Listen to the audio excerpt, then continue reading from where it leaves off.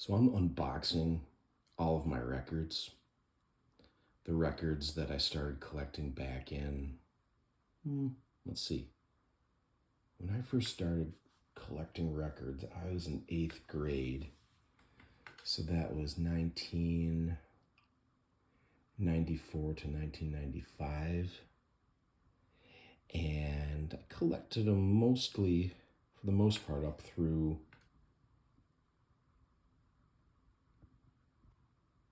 2008. Picked it up again around 2015, collected for a few years, certain things, and then I've had them boxed up for a couple years, and I was gonna sell my collection, but I just can't let go, and it's been fun looking through all of these, so I thought other people might enjoy this too. You can see I got Kiss Destroyer sitting here. You love them or you hate them. I love Kiss. I remember buying this at a Goodwill when I don't even know if I was in high school yet, so it was probably the latest, 97, 98.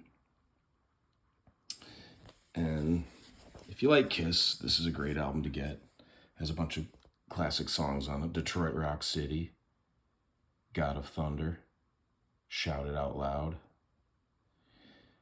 I always liked most of the songs on here, though. King of the Nighttime World is a classic, I think. Great Expectations, I don't remember how that goes at all. Duh. That's a good song. I didn't like it when I was younger, but now I appreciate it. Do You Love Me? I don't know. Is that the old Do You Love Me? Sweet Pain, I think that's like a Gene Simmons feature piece. Flaming Youth, yeah.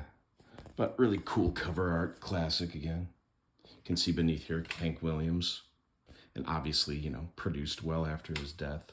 But I just love that album cover. And I'm a Hank Williams fan. Lost Highway and other folk ballads. This has some great songs on it. Bucket's Got a Hole in It. Jambalaya. Cowliga. And what's beneath there?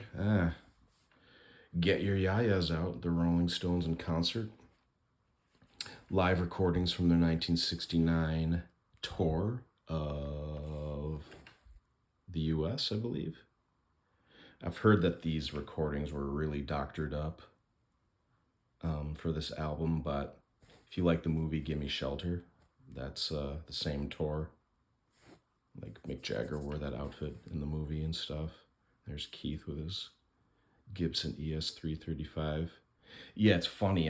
The way they performed Jumpin' Jack Flash, for example, much different from the recorded version, a more like deliberate pace. Dun, dun, dun, dun, dun, dun, dun, dun. Which, I don't know.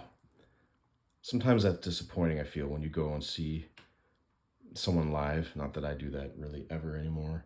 And they totally rearrange like a classic song. I don't know. I remember reading Tom Petty speak about that, and someone had given him the advice once to actually not do that because you're going to kind of disappoint the fans. But I understand trying to keep things fresh, and let's be honest, the Stones, they never really sounded like the records live.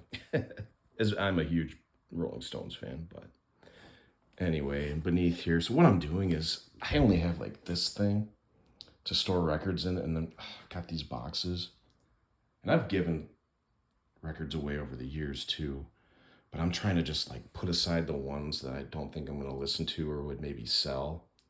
I like the Beach Boys and all, for example, but this is a later pressing of Surfer Girl,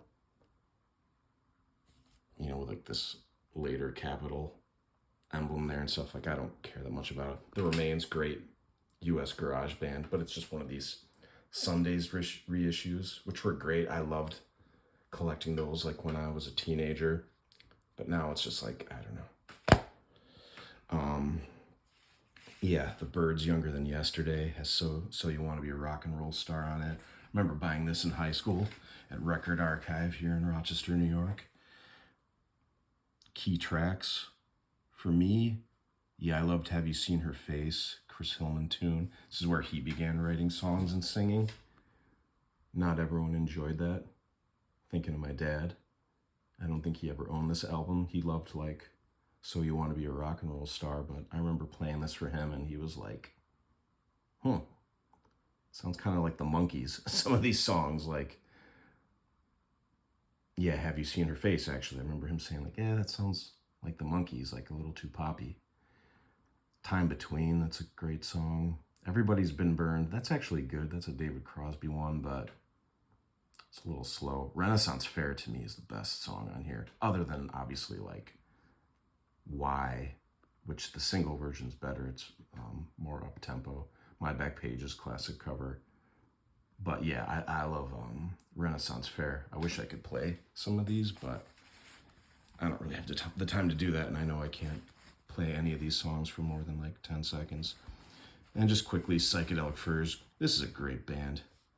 If you haven't listened to their albums, I highly recommend you do that. Yeah, I remember one of my first records ever was the Psychedelic Furs first album. I think I got it at a garage sale in my neighborhood. I think that album was released in like 1981, if I'm not mistaken. It's in here somewhere. Maybe we'll come across it. I'll do some more videos. I think this is kind of fun already. But yeah, anyway, that just sticks with me. 81, because that's the year I was born.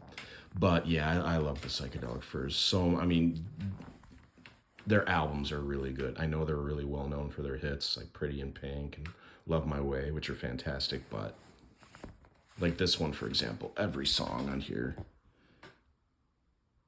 is basically good. All of This and Nothing. You gotta check that song out. Sorry about that.